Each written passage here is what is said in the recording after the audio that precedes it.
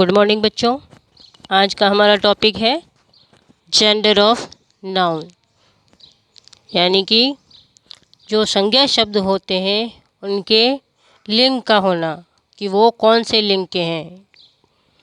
तो बच्चों, जेंडर का मतलब होता है कि लिंग, जिससे हम जिन शब्दों से हमें पता चलता है कि नाउन जो है वो फीमेल है या फिर मेल है, यानी मैस्कुलाइन जेंडर है या फिर फेमिनाइन जेंडर है।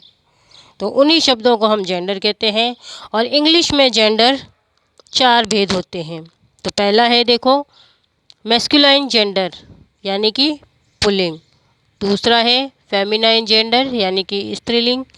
तीसरा है कॉमन जेंडर, और जिसका मतलब होता है उभयलिंग। और चौथा है न्यूटर जेंडर यानी कि नपुंसकलिंग।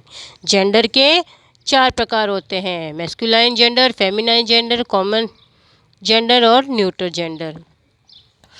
तो देखते हैं पहला, masculine gender. The masculine gender denote a male. The masculine gender denote a male. मतलब मैस्कुलाइन जेंडर से पुरुष जाति का बोध होता है। मैस्कुलाइन जेंडर में वो शब्द आते हैं जिनसे हमें ये पता चलता है कि जो नाउन है वो पुरुष जाति का है। जैसे एग्जाम्पल देखते हैं, बॉय। बॉय यानी कि लड़का। अब लड़का से हमें ये पता चल रहा है कि वह मैस्कुलाइन जेंडर यानी कि पुल्लिंग शब्द है। मैन, उसी तरह फादर, सन, लॉयन, बुल, हीरो, किंग, एग्जेट्रा। तो इन सारे शब्दों से हमें पता चल रहा है कि ये मैस्कुलाइन जेंडर वर्ड है। अब उसके बाद में आता है फेमिनाइन जेंडर यानी स्त्रीलिंग। तो देखिए बच्चों, फेमिनाइन जेंडर यानी कि स्त्रीलिंग, a noun that denotes a female creatures is said to be of the feminine gender. मतलब ऐसे संज्ञा शब्द जिनसे स्त्री जाति का बोध होता है, तो वे शब्द फेमिनाइन जेंडर के अंतर्गत आते हैं। उदाहरण देखिए, एग्जाम्पल, गर्ल। गर्ल का मतलब होता है लड़की, और लड़की शब्द से हमें पता चल रहा है कि ये स्त्रीलिंग है, यानी किसी लड़की के बारे में बात हो रही है, यानी स्त्री के बारे में बात हो रही है। तो ये शब्द स्त्री जाति का बोध कराता है। उसी तरह वुमन, मदर, डॉटर, लॉयनेस, काऊ, क्वीन, ये सारे शब्द हमें स्त्री जाति का बोध कराते हैं। तो इन सारे शब्दों से हमें पता चलता है कि ये फेमिनाइन जेंडर है। उसके आगे देखिए बच्चों,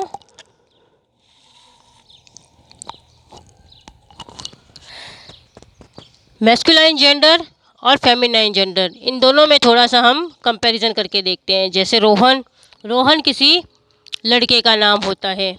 और उसी तरह नीता, नीता किसी लड़की का नाम होता है। बॉय यानी लड़का, और गर्ल यानी लड़की। ब्रदर भाई, सिस्टर बहन। मैन का फेमिनाइन जेंडर हो जाएगा वुमेन, ऑक्स का काऊ, किंग का क्वीन। तो इसके बाद में देखते हैं बच्चों कॉमन जेंडर यानी कि उभयलिंग।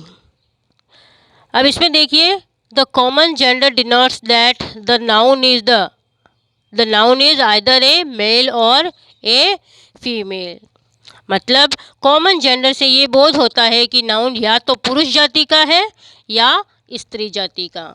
एग्जाम्पल देखिए, जैसे बेबी। बेबी का मतलब होता है बच्चा। तो अब बच्चा गर्ल भी हो सकता है और बॉय भी हो सकता है, तो इनमें दोनों ही जाति का बोध होता है। स्टूडेंट, स्टूडेंट में गर्ल स्टूडेंट भी हो सकती है और बॉय स्टूडेंट भी हो सकता है, तो इससे भी हमें दोनों जाति का बोध होता है।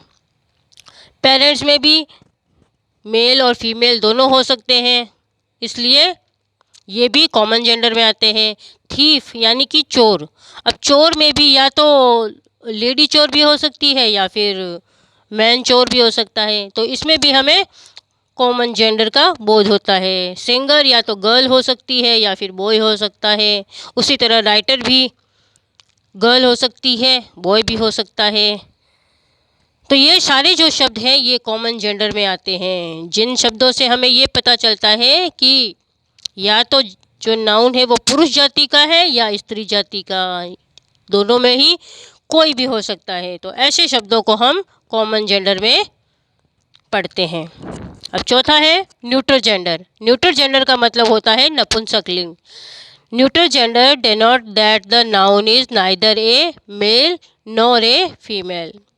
इसका मतलब है कि न्यूट्रल जेंडर जो है उससे हमें ये बोध होता है कि नाउन ना तो पुरुष जाति का है, ना, ध्यान देना बच्चों, कि ना ही वो पुरुष जाति का है और ना ही स्त्री जाति का है। तो इसका मतलब क्या हो जाता है कि वो नपुंसकलिंग है, यानी जो ना स्त्री जाति में आता है ना ही पुरुष जाति में आता है। जैसे कि उदाहरण देखते हैं, जैसे बॉल। अब बॉल से हमें पता नहीं चलता कि वो स्त्री जाति का है या फिर पुरुष जाति का है, फेमिनाइन जेंडर का है या फिर मैस्कुलाइन जेंडर का है। उसी तरह पेन, तो पेन में भी हमें नहीं पता चलता कि वो मैस्कुलाइन जेंडर का है या फेमिनाइन जेंडर का है, तो इसीलिए इसको न्यूट्रल जेंडर में डालते हैं। उसी तरह book, tree, box, school etcetera. तो इन सारे शब्दों से हमें ये पता नहीं चलता कि ये स्त्री जाति के हैं या पुरुष जाति के, यानी कि मैस्कुलाइन जेंडर है या फिर फेमिनाइन जेंडर। तो इन शब्दों को हम न्यूट्रल जेंडर में रखते हैं। तो धन्यवाद बच्चों।